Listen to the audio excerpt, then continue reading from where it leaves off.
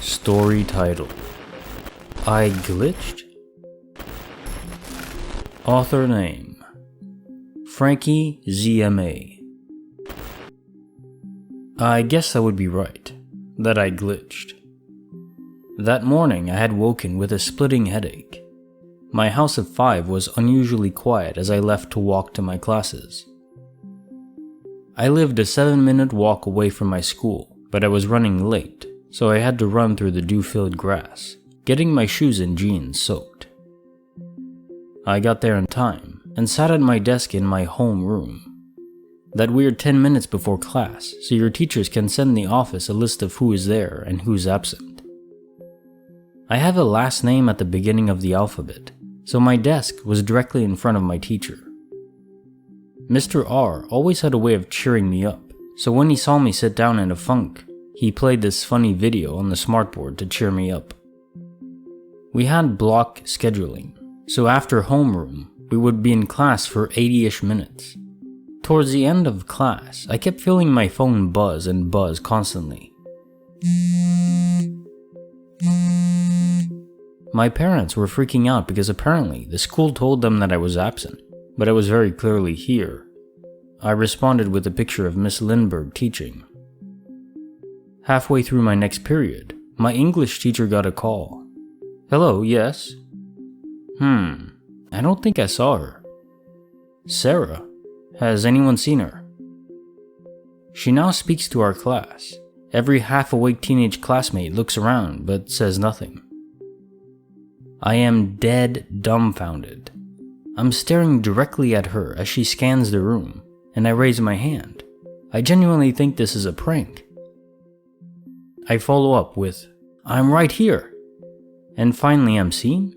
She just says, oh, there she is. I almost missed her. It was almost as if I popped out of nowhere. They call me to the office, where my parents and homeroom teacher are. My mom is losing it. Apparently, on top of not being in school, I wasn't at a dentist appointment that I was supposed to go to before school, so everyone thought I was abducted. I was a goody-goody two-shoes kid then, so skipping class wouldn't make sense. I responded to your text. I sent you a picture of class. No, you did not. I go to check my phone. No message sent. I look at my teacher like, what the heck? Maybe he accidentally marked me absent, causing all this. But he says he never even saw me. And apparently Mrs. Lindbergh didn't either, when asked. My parents had texted my friends who I passed in the hallways. All said they didn't know where I was. I was like a walking ghost. Very weird. Personal thoughts. This is one of the most intense glitches I've ever read, because one of my personal fears is being forgotten, cast into oblivion, or just being viewed as crazy. Waking up and realizing the world is just not right, but you're the only one who notices. This isn't exactly like that, but it still touches on it. So I can slightly imagine how you must have felt. And how could you be a ghost? I've never heard of transformations into ghostly essence without first dying. Outside of the out-of-body manifestations, but those don't result in teleportation.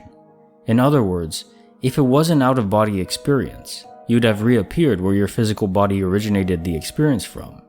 So, normally it would be like a dreamlike state.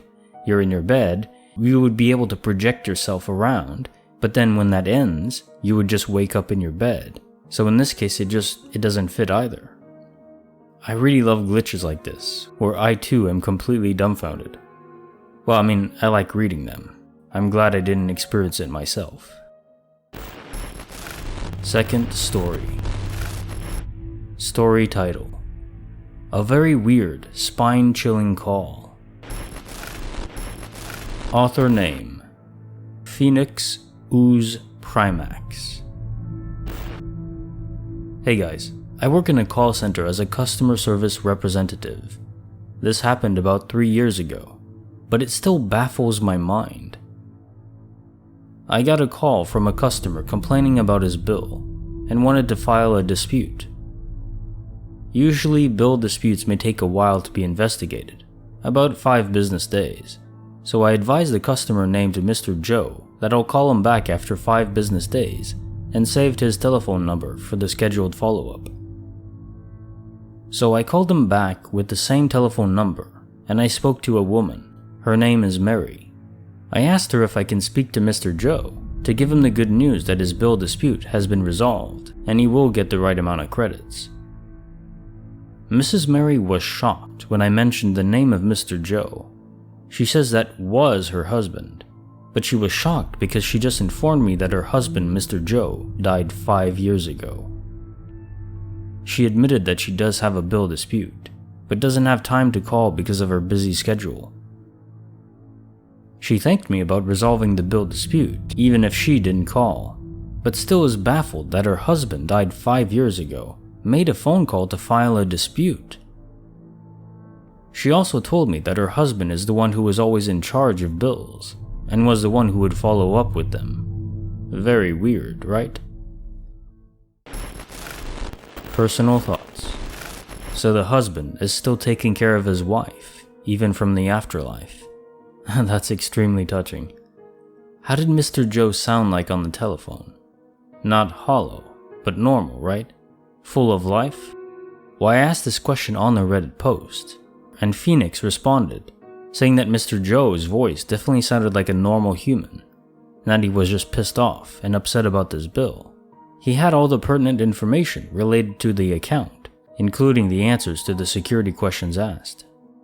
I was thinking that the only normal explanation would be that one of her friends, knowing that she's stressed out and has no time, tried to handle the bill for her. But they wouldn't have all that kind of information. So, I don't know.